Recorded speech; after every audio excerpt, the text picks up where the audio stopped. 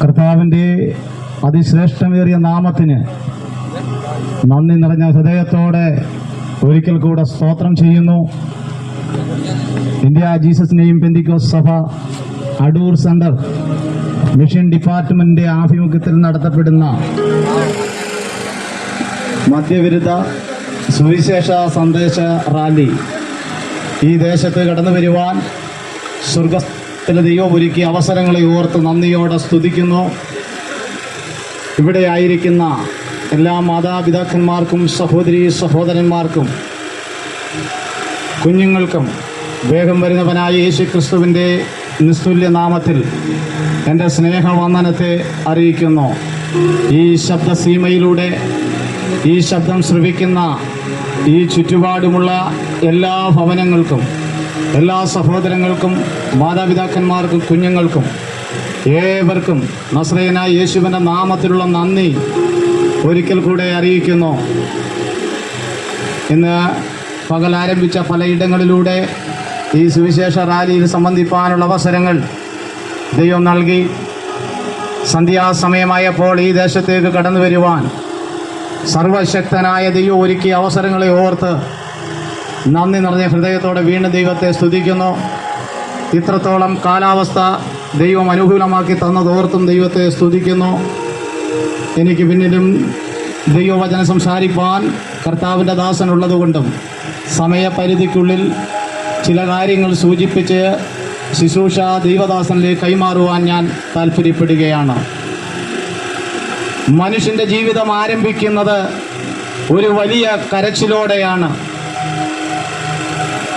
വീണ്ടും 4 കാലിൽ നീന്തി തുടങ്ങി യൗവനത്തിൽ 2 കാലിൽ നടന്ന് വാർദ്ധക്യം വരുമ്പോൾ 3 കാലിൽ നടക്കുന്നു. അവസാനം 6 കാലിൽ അവസാനിക്കുന്ന ജീവിതമാണ് മനുഷ്യൻ്റെ ജീവിതം. അപ്പോൾ ജനിക്കുന്ന ആ സമയം ഒരു വലിയ കരച്ചിലോടുകൂടെ വരുന്നു. അതോടുകൂടെ വലിയ കരച്ചിലോടെ ഒരു മനുഷ്യൻ്റെ ജീവിതം അവസാനിക്കുന്നു. വിശുദ്ധ ബൈബിൾ ഇങ്ങനെ പറയുന്നു, ഒരു മനുഷ്യൻ്റെ ആയുസ്സിനെ കുറിച്ച് വളരെ വ്യക്തമായി എഴുതിയിരിക്കുന്നു. 70, ഏറെയായാൽ 80.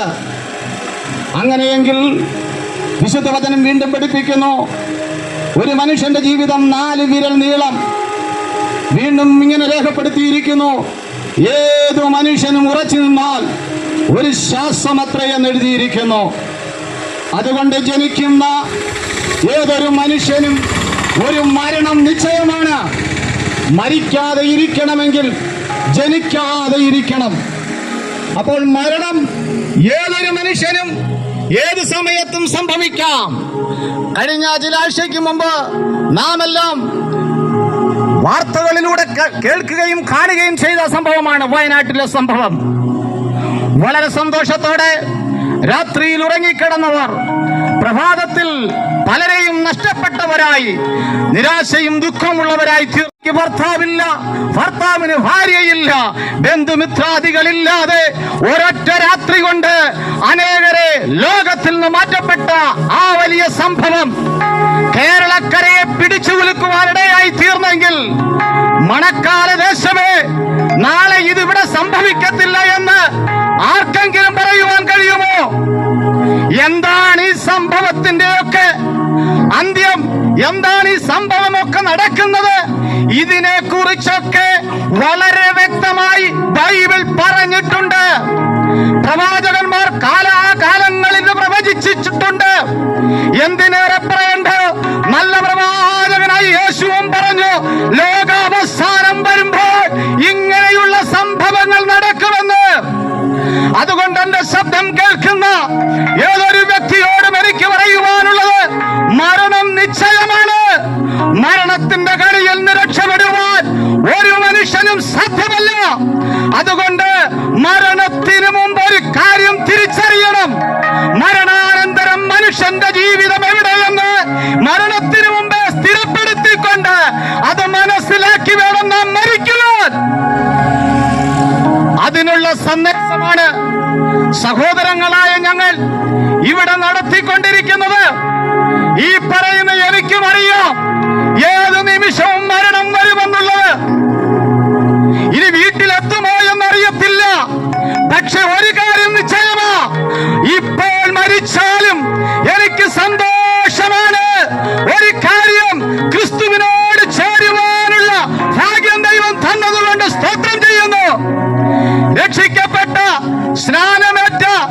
പരിശുദ്ധാത്മാവിൽ പ്രാപിച്ച ആത്മാവിൽ ആരാധിക്കുന്ന ഏതൊരു ദൈവത്തിന്റെ പൈതലിനും മരണമൊരു ഭയമല്ല.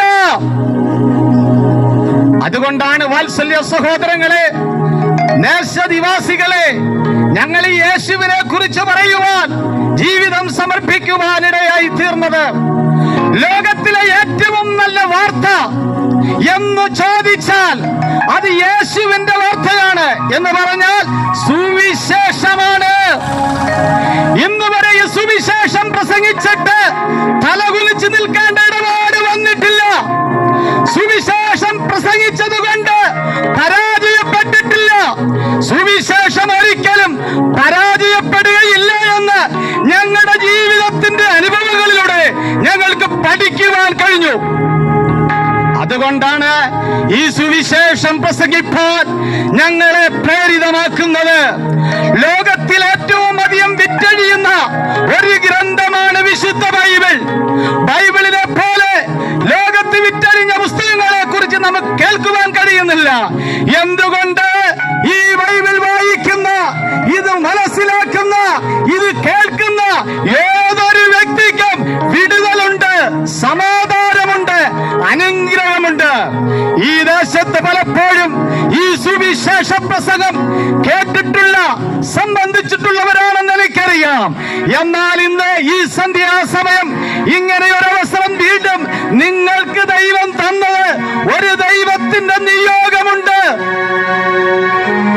വേണ്ടതുപോലെ യേശുവിനെ അറിയുവാനും ആരാധിക്കുവാനും യേശുവിന് വേണ്ടി ജീവിതം സമർപ്പിക്കുവാനും കഴിയാതെ ആരെങ്കിലും ഈ ശബ്ദപരിധിയിൽ വചനം കേൾക്കുന്നെങ്കിൽ ഇന്ന് ഈ നിമിഷം യേശുവിന് വേണ്ടി നിങ്ങളുടെ ഹൃദയത്തെ സമർപ്പിക്കണമേ.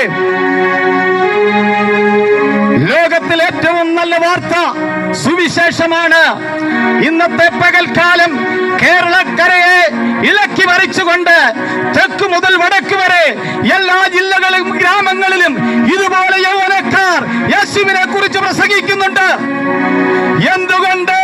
പ്രസംഗിക്കുവാൻ നല്ലത് യേശുവിന്റെ ജീവചരിത്രമാണ്. അവൻ ജീവിതത്തിൽ കാണിച്ചു തന്നതും പ്രവർത്തിച്ചതും ചെയ്തതുമൊക്കെ വരും തലമുറകൾക്ക് അനുഗ്രഹമായി മാറി. ലോകത്തിൽ അനേക ഗുരുക്കന്മാർ ജനിച്ചു വളർന്നു. അവരുടെ കഴിവുകൊണ്ടും വിദ്യാഭ്യാസം കൊണ്ടും ഉന്നത നിലവാരത്തിലേക്ക് എത്തിച്ചേരുവാൻ അവർക്ക് കഴിഞ്ഞു. അവർ മൂലം ചിലരൊക്കെ ഉന്നത നിലവാരത്തിലെത്തി കഴിഞ്ഞിട്ടുമുണ്ട്. എന്നാൽ യേശുവിനെ കുറിച്ച് പഠിച്ചാൽ, യേശു ജനിക്കുന്നതിന് മുമ്പ് യേശു ലോകത്തിൽ ജനിക്കുമെന്ന് പ്രവാചകനായ യെശയ്യാ വിളിച്ചു പറഞ്ഞു. നമുക്കൊരു ശിശു ജനിച്ചിരിക്കുന്നു, നമുക്കൊരു മകൻ നൽകപ്പെട്ടിരിക്കുന്നു, ആധിപത്യം അവന്റെ തോളിലിരിക്കും, അവൻ അത്ഭുത മന്ത്രി, വീരനാം ദൈവം, നിത്യപിതാവ്, സമാധാനത്തിന്റെ പ്രഭു എന്ന് യേശു ജനിക്കുന്നതിന് മുമ്പ് 700 വർഷങ്ങൾക്ക് മുമ്പ് പ്രവാചകനായ യെശയ്യാ വിളിച്ചു പറഞ്ഞു, ഒരു സമാധാന പ്രഭു ഈ ഭൂമിയിൽ ജനിക്കുമെന്ന്. ആ സമാധാന പ്രഭുവായ യേശുവിനെ അറിയുവാൻ, ആ യേശുവിന്റെ പാദം തേടി ആ യേശുവിന് വേണ്ടി ജീവിക്കുവാൻ ഞങ്ങൾക്ക് ദൈവം നൽകിയ മഹാഭാഗ്യത്തെ ഓർത്ത് ഞാൻ ദൈവത്തിന് സ്തുതി സ്തോത്രങ്ങൾ അർപ്പിക്കുകയാണ്. ജനിക്കുന്നതിന് മുമ്പ് അവൻ ദൈവമെന്ന് തെളിയിച്ചു. ജനിക്കുന്നതിന് മുമ്പ് അവന് യേശു എന്ന് പേരിടണമെന്ന് ദൂതന്മാർ കൽപ്പിച്ചു. ബേത്ലഹേമിൽ അവൻ ജനിച്ചു. ബൈബിളിൽ ഭക്തനായ ശക്തനായ പൗലോസ് പറയുന്നു, ക്രിസ്തുവേശു പാപികളെ രക്ഷിപ്പാൻ ലോകത്തിൽ വന്നു എന്നുള്ളത് വിശ്വാസ്യവും എല്ലാവരും അംഗീകരിപ്പാൻ യോഗ്യമായ വചനവും തന്നെ.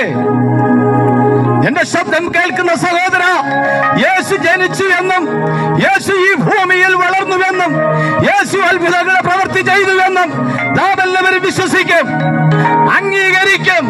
അതിലൂടെ നാം സഞ്ചരിക്കുന്നുണ്ട്. പക്ഷെ യേശുവിനെ ഹൃദയം കൊണ്ട് ഏറ്റെടുത്ത് യേശുവിനെ വിശ്വസിക്കുവാൻ എത്ര പേർക്ക് കഴിഞ്ഞിട്ടുണ്ട്? എന്തിനാണ് യേശു ലോകത്തിൽ വന്നത്? മനുഷ്യവർഗത്തിന്റെ പാപത്തിന്റെ പരിഹാരം വരുത്തുവാൻ, മനുഷ്യനെ പാപത്തിൽ ഉദ്ധരിക്കുവാൻ, മനുഷ്യൻ ചെയ്ത പാപപ്രവർത്തിക്ക് പരിഹാരത്തിനായി പല മാർഗങ്ങൾ ഇന്നിവിടെ നടന്നുകൊണ്ടിരിക്കുക. എല്ലാ മതങ്ങളും ഒരുപോലെ സമ്മതിക്കുന്നു മനുഷ്യൻ പാപിയാണെന്ന്. എല്ലാവരും ഒരുപോലെ സമ്മതിക്കും. എന്നാൽ ഈ പാപത്തിന് എങ്ങനെ മോചനം ലഭിക്കും? പാപത്തിന് മോചനം ലഭിക്കണമെങ്കിൽ പാപമില്ലാത്തൊരുവൻ ഈ ലോകത്തിലേക്ക് വരണം. പാപമില്ലാത്തവനായി ഈ ലോകത്തിലേക്ക് വന്നതാണ് ഞങ്ങൾ പ്രസംഗിക്കുന്ന നസ്രയനായ യേശു. അവൻ ദൈവമായിരിക്കെ ദൈവത്തോടുള്ള സമത്വം മുറുകെ പിടിച്ചു കൊള്ളണം എന്ന് വിചാരിക്കാതെ ദാസരൂപമെടുത്ത് തന്നെത്താൻ ഒഴിച്ചു വേഷത്തിൽ മനുഷ്യനായി തന്നെത്താൻ താഴ്ത്തി ക്രൂശിലെ മരണത്തോളം അനുസരണമുള്ളവനായി തീർന്നു. ദൈവമായിരിക്കെ ഈ ലോകത്തിലേക്ക് ഒരു മനുഷ്യന്റെ വേഷത്തിൽ ഈ ലോകത്തിൽ വന്നവൻ, എന്നാൽ വേഷം കൊണ്ട് മനുഷ്യരെങ്കിലും സാക്ഷാൽ അവൻ ദൈവമാണ്. അവിടെയാണ് പലർക്കും സംശയം, അവിടെയാണ് പലരും അതിനെ തെറ്റിദ്ധരിക്കുന്നത്. എന്നാൽ ബൈബിളിലൂടെ പഠനം നടത്തുന്ന, ബൈബിൾ വിശ്വസിക്കുന്ന, അതിനെ പാരായണം ചെയ്യുന്ന ഏതൊരു വ്യക്തിക്കും ദൈവത്തിന്റെ ആത്മാവിലൂടെ അവൻ സാക്ഷാൽ ദൈവമാണെന്ന് മനസ്സിലാക്കുവാൻ കഴിയും.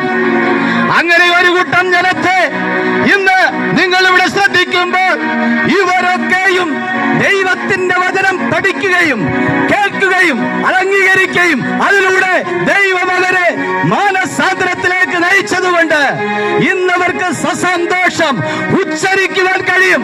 എന്നെ വിടുവിച്ച, എന്നെ സഹായിച്ച, എന്നെ രക്ഷിച്ച, എന്റെ പാപത്തിൽ നിന്ന് വിടുവിച്ച ഒരുവനുണ്ട്, അവനാണ് യേശു. അതുകൊണ്ട് യേശുവിന് മാത്രമേ മനുഷ്യന്റെ പാപത്തിൽ നിന്ന് മോചനം തരുവാൻ കഴിയുകയുള്ളൂ. ഏതെല്ലാം പുണ്യപ്രവർത്തികൾ ചെയ്താലും, കർമ്മങ്ങൾ നടത്തിയാലും, ഏതെല്ലാം അനാചാരങ്ങളിലൂടെ പോയാലും, ഏതെല്ലാം നേർച്ചകൾ കാഴ്ചകൾ ചെയ്താലും മനുഷ്യന്റെ പാപത്തിന് പരിഹാരം വരികയില്ല.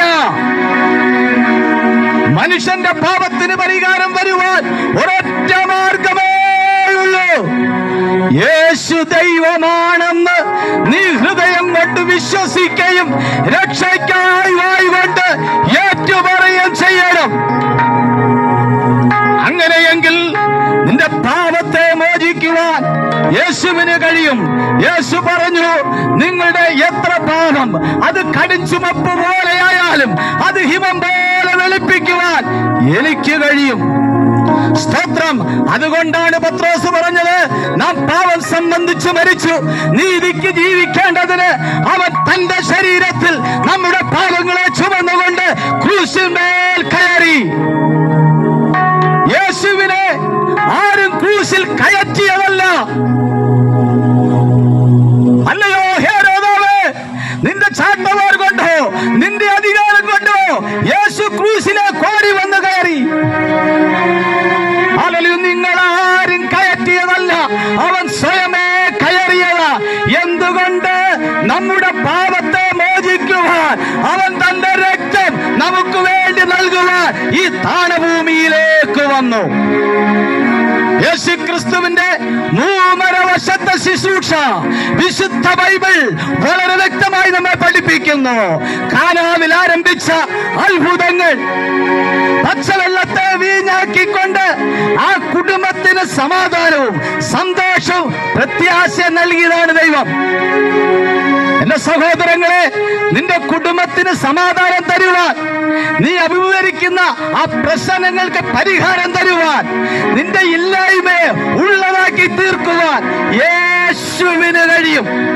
അതാണ് കാനാവിലെ കല്യാണത്തിന് ആ വീട്ടിൽ ദുഃഖത്തോടെ നിരാശയോടെ ആയിരുന്നവർക്ക് യേശുവിന്റെ വാക്കിൽ പച്ചവെള്ളത്തെ വീഞ്ഞാക്കി. അവൻ മനുഷ്യനായിരുന്നിട്ടും അവിടെ പച്ചവെള്ളത്തെ വീഞ്ഞാക്കുവാൻ യേശുവിന്റെ വാക്കുകൾക്ക് കഴിഞ്ഞുവെങ്കിൽ ഞങ്ങൾക്കൊരു കാര്യം മനസ്സിലായി, അവൻ ദൈവമാണ്. ഒരു മനുഷ്യനും അങ്ങനെ ചെയ്യുവാൻ സാധിക്കയില്ല.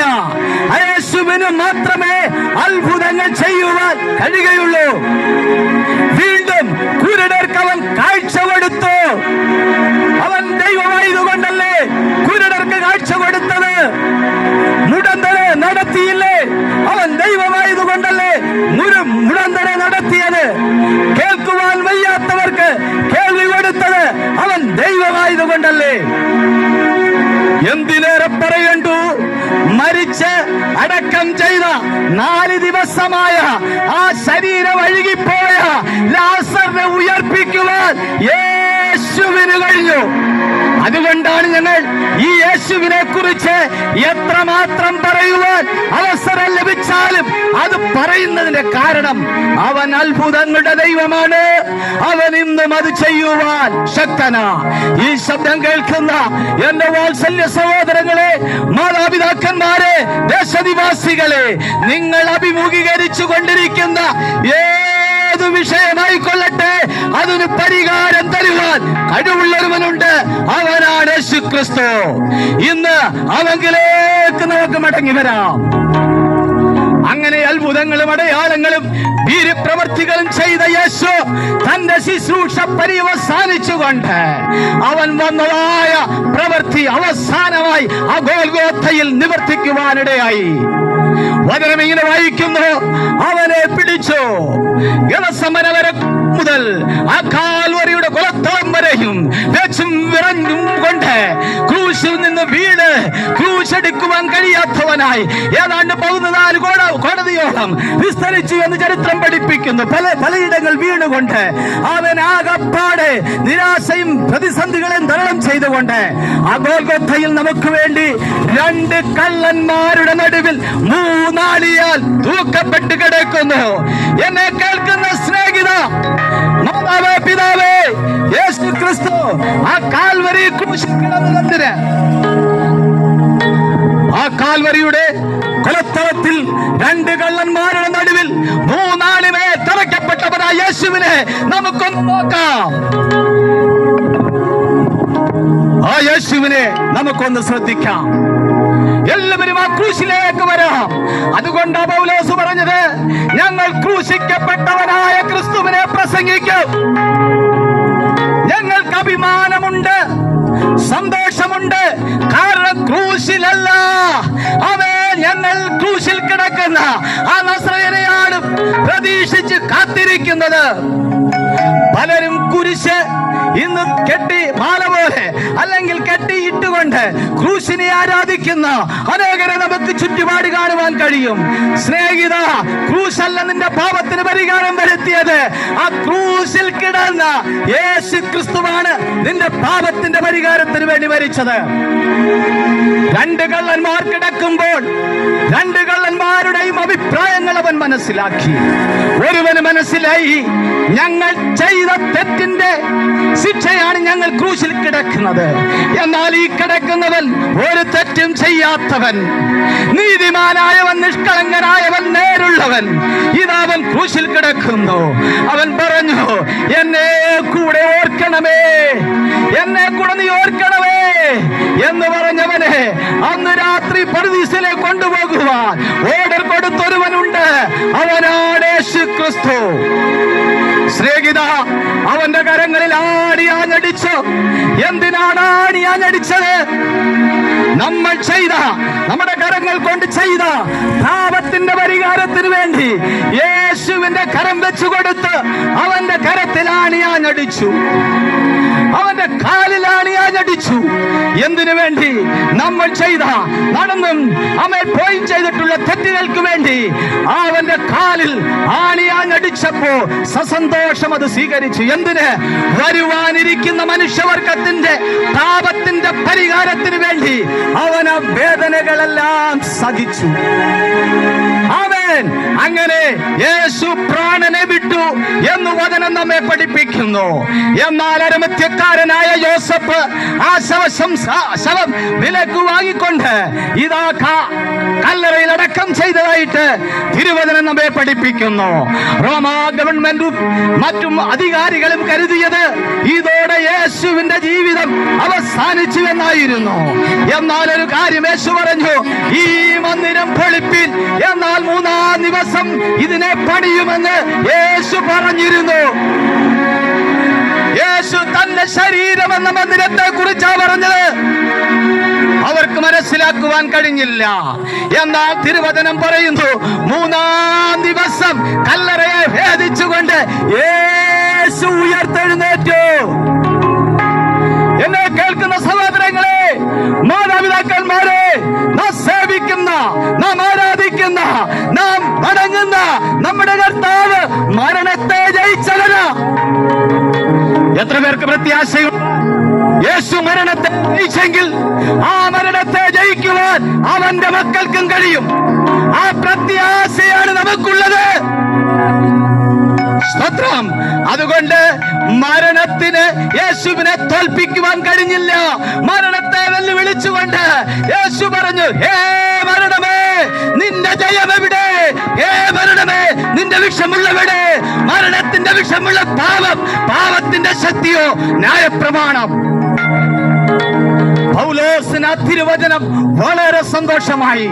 മരണത്തെ ജയിച്ച, ഇന്നും ജീവിക്കുന്ന, ഇന്നും നമ്മെ കാണുന്ന, ഇന്നും നമ്മെ അറിയുന്ന ഒരു നല്ല ദൈവത്തെ പരിചയപ്പെടുത്തുവാനാ ഞങ്ങൾ ഈ ദേശത്തേക്ക് വന്നത്. ഹല്ലേലൂയ. അതുകൊണ്ട് യേശു ഇന്നും ജീവിക്കുന്ന ദൈവം എന്ന് പറയുവാൻ ഞങ്ങൾക്ക് ആവേശമുണ്ട്, ഞങ്ങൾക്ക് സന്തോഷമുണ്ട്, ഞങ്ങൾക്ക് അതിൽ പ്രത്യാശയുണ്ട്. എന്റെ ശബ്ദം കേൾക്കുന്ന ആരെങ്കിലും യേശു സാക്ഷാൽ ദൈവം എന്ന് വിശ്വസിക്കുവാൻ കഴിയാതെ ഇപ്പോഴായിരിക്കുന്നുവെങ്കിൽ ഇന്ന് ഈ സന്ധ്യയിൽ യേശു ദൈവമാണെന്ന് വിശ്വസിക്കുവാൻ ഒരവസരം ദൈവം തന്നതാ. ഞാൻ ആദ്യം പറഞ്ഞല്ലോ, മനുഷ്യന്റെ ജീവിതം ക്ഷണികമാണ്, ഉറച്ചു നിന്നാൽ ഒരു ശ്വാസമാണ്. എന്റെ സഹോദര, ഇവിടെ നിന്ന് മടൂര് വരെ പോയിട്ട് തിരിച്ച് ഭവനത്തിൽ വരുമെന്ന് പറയുവാൻ ആർക്ക് കഴിയും? അങ്ങനെയെങ്കിൽ നമ്മുടെ മരണം എപ്പോഴെന്നറിയുന്നില്ല. മരണത്തിനപ്പുറം ഒരു ജീവിതമുണ്ട്. അത് വിശുദ്ധ ബൈബിൾ വളരെ വ്യക്തമായി ഉറപ്പോടെ നമ്മെ പഠിപ്പിക്കുന്ന ഒരു കാര്യമാണ്. അതുകൊണ്ടാണ് ഞങ്ങൾ ഇങ്ങനെയുള്ള ത്യാഗം ചെയ്തുകൊണ്ട് ഇന്നിവിടെ വന്നിരിക്കുന്ന സഹോദരന്മാർ പല സ്ഥലങ്ങളിൽ നിന്ന് പ്രഭാതത്തിൽ ഇറങ്ങി തിരിച്ച് പലയിടങ്ങളിൽ സഞ്ചരിച്ച് ഇവിടെ വന്ന് ഇത് വിളിച്ചു പറയുന്ന ഒരു കാരണമെന്ത്?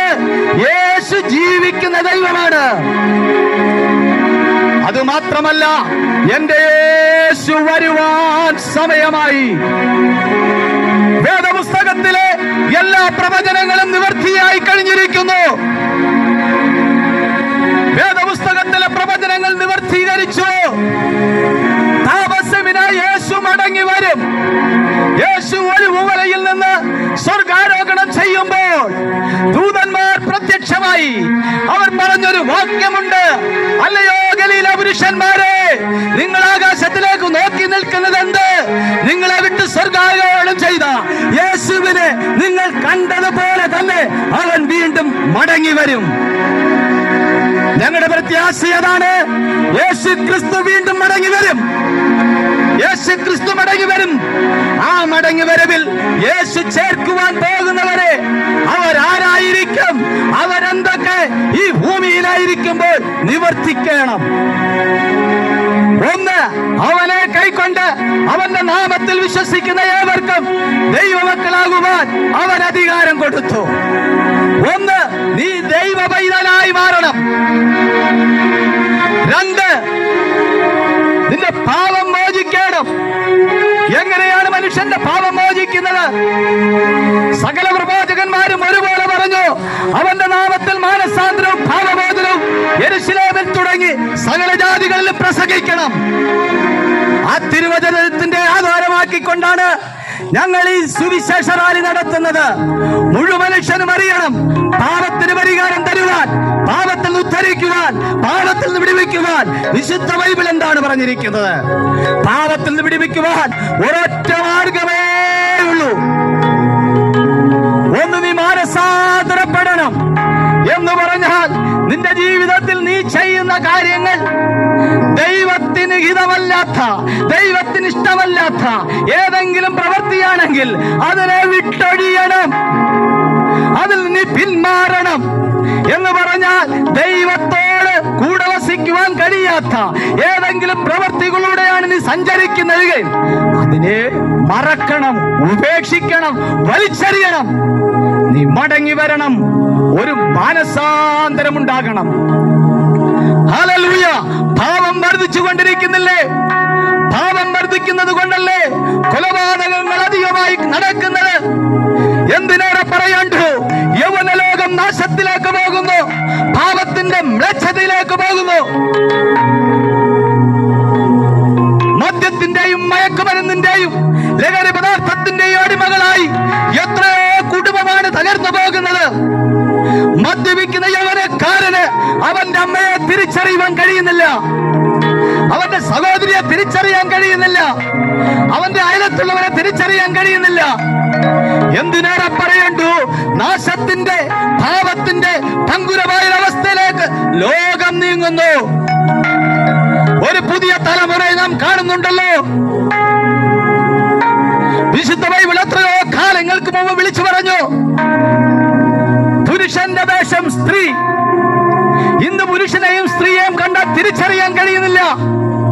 പുരുഷൻ മുടി നീട്ടി വളർത്തുന്നു, സ്ത്രീകൾ മുടി മുറിച്ചു കളയുന്നു. എന്തിനേറെ പറയുന്നു, അവരുടെ ഡ്രസ്സും അവരുടേതായ രീതിയും കണ്ടാൽ ഏതാണ് ആണ് പെണ്ണെന്ന് തിരിച്ചറിയുന്നില്ല. ഇതെല്ലാം പ്രവാചകൻ മുൻകൂട്ടി പറഞ്ഞതാ. ഇതെല്ലാം സംഭവിക്കുമ്പോൾ രക്ഷിക്കപ്പെട്ട ദൈവവൈതൽ അറിയണം, നസറയൻ വരാൻ സമയമായി. ആ പ്രത്യാശയാണ് ഇന്ന് രാത്രിയിലും ഈ മണക്കാലയോട് വിളിച്ചു പറയുവാനുള്ളത്.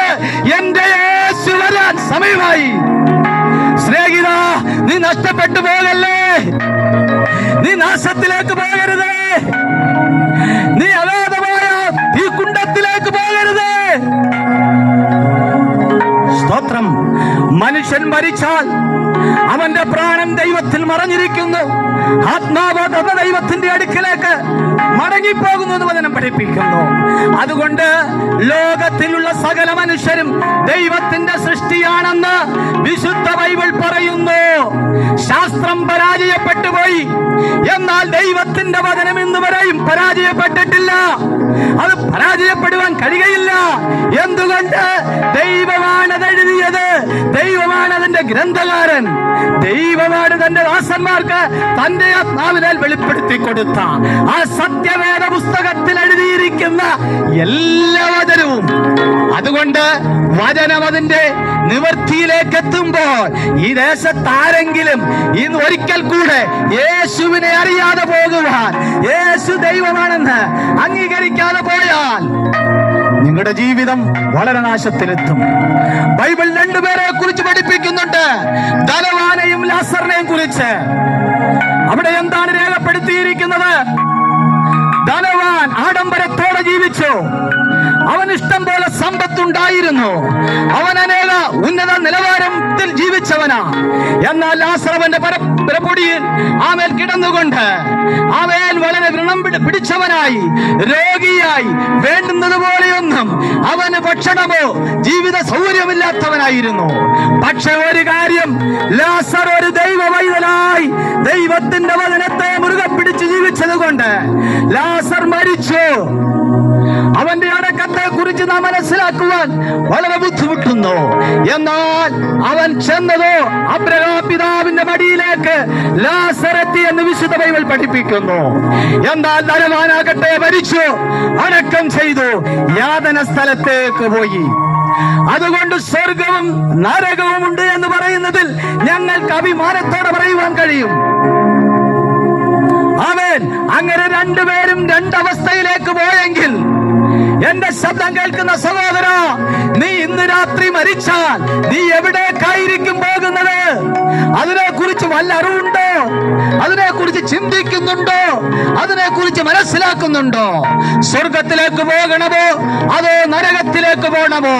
ഇവിടെ വെച്ച് തീരുമാനിക്കുവാനുള്ള ഒരു നല്ല സമയമാണ് ഇന്ന് രാത്രിയിൽ ഈ നടത്തുന്ന ഈ സുവിശേഷത്തിലൂടെ നിങ്ങൾക്ക് ദൈവം നൽകുന്ന ഈ ആലോചന. ഇതേറ്റെടുക്കുവാൻ എത്ര പേർക്ക് മനസ്സുണ്ട്? സ്തോത്രം. യേശു വീണ്ടും വരുമെന്ന് ബൈബിൾ പറഞ്ഞു, പ്രവാചകന്മാർ പറഞ്ഞു, അപ്പോസ്തലന്മാർ പറഞ്ഞു, ദൂതന്മാർ പറഞ്ഞു, എന്റെ യേശുവും പറഞ്ഞു. ഞാൻ പോയി സ്ഥലം ഒരുക്കിയാൽ ഞാൻ ഇരിക്കുന്നിടത്ത് പിന്നെയും വന്ന് നിങ്ങളെ എന്റെ അടുക്കൽ ചേർത്തുകൊള്ളാമെന്ന് പറഞ്ഞ ഒരു നല്ല യേശുവിനെ കുറിച്ചാണ് ഞങ്ങൾ ഈ ദേശത്തോട് വിളിച്ചറിയിക്കുന്നത്. അതുകൊണ്ട് യേശു വരാൻ സമയമായി. കർത്താവ് തൻ ഗംഭീരനാദത്തോടും പ്രധാന ദൂതന്റെ ശബ്ദത്തോടും ദൈവത്തിന്റെ കാഹളത്തോടും കൂടെ സ്വർഗത്തിൽ നിറങ്ങി വരുമ്പോൾ ക്രിസ്തുവിൽ മരിച്ചവർ മുമ്പേ ഉയർത്തെഴുന്നേൽക്കും. ഞങ്ങളുടെ ഭാഗ്യപ്രത്യാശ, ഞങ്ങളുടെ പിതാക്കന്മാർ കർത്താവിനെ സേവിച്ച് അവനെ ആരാധിച്ച് ഈ നിത്യതയിൽ വിശ്രമിക്കുമ്പോൾ ഒരു കാര്യം ഞങ്ങൾക്കറിയാം, കാഹളത്തിന്റെ ശബ്ദം കേൾക്കുമ്പോൾ അവരായിരിക്കുന്ന ഇടത്ത് നിന്ന് ഉയർത്തെഴുന്നേൽക്കും. ആ പ്രത്യാശയാണ് ഞങ്ങൾക്കുള്ളത്. എന്നാൽ ജീവനോടെ ശേഷിക്കുന്നവരായ നാം രൂപാന്തരം പ്രാപിച്ച് കർത്താവിനെ എതിരേൽപ്പാൻ മേഘങ്ങളിൽ എടുക്കപ്പെടും. ക്രിസ്തുവിൽ മരിക്കുന്നവർ ക്രിസ്തുവിൽ ജനിക്കണം, ക്രിസ്തുവിൽ വളരണം, ക്രിസ്തുവിൽ മരിക്കണം. അങ്ങനെയുള്ളവരാണ് ഉയർത്തെഴുന്നേൽക്കുന്നത്. ക്രിസ്തുവിൽ ജനിക്കുവാനും ക്രിസ്തുവിൽ വളരുവാനും ക്രിസ്തുവിൽ മരിക്കുവാനും ഭാഗ്യം ലഭിച്ചവരെ ഓർത്ത് സ്തോത്രം ചെയ്യുന്നു.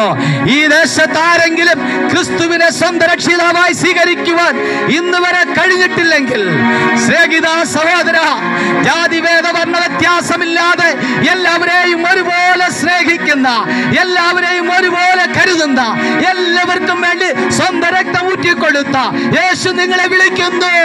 മകനെ, മകളെ, മടങ്ങി വാ. മകനെ, മകളെ, മടങ്ങി വാ. അവന്റെ സന്നിധിയിലേക്ക് മടങ്ങി വരാം. അവൻ യേശുവാണ്. അവനെ ആരാധിപ്പാനായി നിങ്ങളുടെ ഹൃദയത്തിന്റെ കവാടം തുറന്നു കൊടുക്കാം. ഒരു നല്ല അവസരമാണ് ദൈവം ഈ സന്ധ്യയിൽ നിങ്ങൾക്ക് വീണ്ടും നൽകിയിരിക്കുന്നത്. അതുകൊണ്ട് കർത്താവ് വരും. ക്രിസ്തുവിൽ മരിച്ചവർ മുമ്പേ ഉയർത്തെഴുന്നേൽക്കും, പിന്നെ ജീവനോടെ ശേഷിക്കുന്നവർ. അതുകൊണ്ടാണ് ഞങ്ങൾക്ക് പ്രത്യാശയുള്ളത്. ഇന്ന് ഞങ്ങളുടെ കർത്താവ് വാനമേഘങ്ങളിൽ വന്നാൽ ക്രിസ്തുവിൽ അവൻ ജനിക്കുവാൻ, അവൻ ക്രിസ്തുവിൽ ജീവിക്കുവാൻ, ഞങ്ങൾക്ക് ലഭിക്കപ്പെട്ട ഈ ഭാഗ്യത്തിലൂടെ അവന്റെ രാജ്യത്തിലേക്ക് എത്തുവാൻ ഞങ്ങൾക്ക് കഴിയുമെന്നുള്ള ഉറച്ച നിശ്ചയത്തോടെ ഇന്ന് ഈ സന്ധ്യയിൽ ഞങ്ങൾ ഈ തിരുവചനം നിങ്ങളെ അറിയിക്കുകയാണ്. ആരും നഷ്ടമാക്കരുത്. അവന്റെ വരവിന് വേണ്ടി നമുക്ക് ഒരുങ്ങാം. റോമാലേഖനത്തിൽ പൗലോസ് ശ്ലീഹ പറയുന്നത് പോലെ, യേശുവിനെ മരിച്ചവന്റെ ഇടയിൽ നിന്ന് ഉയർപ്പിച്ച അവന്റെ ആത്മാവ് ക്രിസ്തുവിനെ ഉയർപ്പിച്ചുവെങ്കിൽ നിങ്ങളിൽ വസിക്കുന്ന അവന്റെ ആത്മാവ് കൊണ്ട് നിങ്ങളുടെ മർത്യ ശരീരങ്ങളെയും ജീവിപ്പിക്കും. ആ പ്രത്യാശയാണ് നമുക്കുള്ളത്. യേശുവിനെ ഉയർപ്പിച്ചവന്റെ ആത്മാവ് നമ്മളിൽ വസിക്കുന്നത് കൊണ്ട് ഒരു ദിവസം നമ്മെയും ആ ആത്മാവ് ഉയർപ്പിക്കുമെന്ന് വളരെ വ്യക്തമായി തിരുവചനം പറയുന്നത് കൊണ്ട്, സ്നേഹിത സഹോദര, ആ യേശുവിന്റെ ആത്മാവിനെ പ്രാപിക്കണമേ. യേശുവിന്റെ ആത്മാവിനെ പ്രാപിക്കുവാൻ ഒരൊറ്റ വഴിയേ ഉള്ളൂ. നീ മാനസാന്തരപ്പെട്. പാപങ്ങളുടെ മോചനത്തിനായി യേശു ക്രിസ്തുവിന്റെ നാമത്തിൽ സ്നാനപ്പെടണം. വേറെ ഒരു മാർഗങ്ങളിലൂടെ പോയി നീ സ്നാനപ്പെട്ടാലും ആത്മാവിനെ നിനക്ക് ലഭിക്കയില്ല. ദൈവത്തിന്റെ ആത്മാവിനെ ലഭിക്കണമെങ്കിൽ ഒരൊറ്റ വഴിയേ ഉള്ളൂ. പാപമോചനത്തിനായി യേശുക്രിസ്തുവിന്റെ നാമത്തിലുള്ള ജലസ്നാനത്തിന് മാത്രമേ നിന്റെ പാപത്തെ മോചിക്കുവാൻ കഴിയുള്ളൂ. ആ പാപം മോചിച്ചാൽ ഒരു കാര്യം നിശ്ചയമാണ്, ദൈവത്തിന്റെ ആത്മാവിനെ നിനക്ക് ദാനമായി ലഭിക്കും. ആ ദാനമായി ലഭിക്കുന്ന ആത്മാവ് നിന്റെ ജീവിതത്തെ നിത്യതയിൽ കൊണ്ടെത്തിക്കുവാൻ കഴിയും. ദൈവാത്മാവിനെ പ്രാപിക്കപ്പെട്ട ദൈവമക്കൾ വിശുദ്ധിയോടെ, വേർപാടോടെ ദൈവത്തിന്റെ വചനത്തിന്റെ വ്യവസ്ഥയിൽ കർത്താവിന് വേണ്ടി ജീവിപ്പാൻ സമർപ്പിച്ച ഒരു കാര്യം ഞങ്ങൾക്കറിയാം. എവിടെ വെച്ച് പിടഞ്ഞ് വീട് മരിച്ചാലും ഞങ്ങളുടെ ആത്മാവ് ദൈവത്തിന്റെ സന്നിധിയിലെത്തുമെന്നുള്ള പ്രത്യാശ ഞങ്ങൾക്കുണ്ട്. അതുകൊണ്ടാണ് ഇങ്ങനെയുള്ള ഈ സുവിശേഷ മഹായോഗങ്ങൾ അഥവാ ഇങ്ങനെയുള്ള മീറ്റിങ്ങുകൾ ത്യാഗത്തോടെ നടത്തുന്നത്. ഞങ്ങളുടെ വാത്സല്യ സഹോദരങ്ങൾ നഷ്ടപ്പെട്ടു പോകരുത്. നിങ്ങൾ പാപത്തിന്റെ അഗാധത്തിലൂടെ നിത്യ നരകത്തിലേക്ക് പോകരുത്. കെടാത്ത തീയും ചാകാത്ത പുഴുമുള്ള ആ സ്ഥാനത്തേക്ക് നീ പോകരുത്. ദൈവത്തോടു കൂടെ വസിക്കുവാൻ നമുക്ക് ഭാഗ്യം ലഭിക്കും. യേശു മടങ്ങി വരാൻ സമയമായി. 1000 ആണ്ട് അവൻ തന്റെ മക്കളോടുകൂടെ ഭരണം നടത്തുവാൻ പോകുകയാണ്. ഒരു പ്രതിപക്ഷവും ഇല്ലാതെ, ആരുടെയും സഹായമില്ലാതെ ആമേൻ ഏക ഭരണം നടത്തുവാൻ കഴിവുള്ള ഒരുവനുണ്ട്. അവനാണ് യേശു ക്രിസ്തു. ആ യേശുവിന്റെ മക്കളായി തീരുവാൻ ഇവിടെ നിൽക്കുന്ന ഓരോരുത്തർക്കും ദൈവം നൽകിയ മഹാഭാഗ്യത്തെ ഓർത്ത് ഞാൻ സ്തോത്രം ചെയ്യുന്നു. ഞാൻ എന്റെ സമയം ഇവിടെ ഇങ്ങനെ പര്യവസാനിപ്പാൻ ആഗ്രഹിക്കുകയാണ്. യേശു ക്രിസ്തുവിനെ കുറിച്ച് പറയുവാൻ തുടങ്ങിയാൽ അത് നിർത്തുവാൻ പലപ്പോഴും കഴിയാതെ പോകും. എന്നാൽ ഞാൻ എന്റെ ഭാഗം ഇങ്ങനെ ഇവിടെ ഉപസംഹരിക്കുക. വാത്സല്യദേശമേ, നീ മാനസാന്തരപ്പെട്ടിട്ടുണ്ടോ? യേശു ക്രിസ്തുവിന്റെ നാമത്തിൽ പാപങ്ങളുടെ മോചനത്തിനായി സ്നാനമേറ്റിട്ടുണ്ടോ? പരിശുദ്ധാത്മാവിനെ പ്രാപിച്ചിട്ടുണ്ടോ? ഇല്ലെങ്കിൽ വളരെ വേഗം നീ അത് ചെയ്യണമേ. എന്തിനാണ്? യേശു മടങ്ങി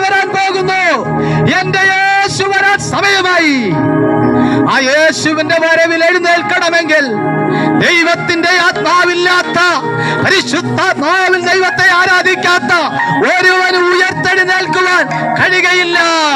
യേശു പറഞ്ഞു, ഞാൻ തന്നെയാണ് പുനരുത്ഥാനവും ജീവനും, എന്നിൽ വിശ്വസിക്കുന്നവൻ മരിച്ചാലും ജീവിക്കും. എത്ര പേർക്ക് സന്തോഷമുണ്ട്? ഇന്ന് രാത്രിയിൽ എത്ര പേർക്ക് സന്തോഷമുണ്ട്?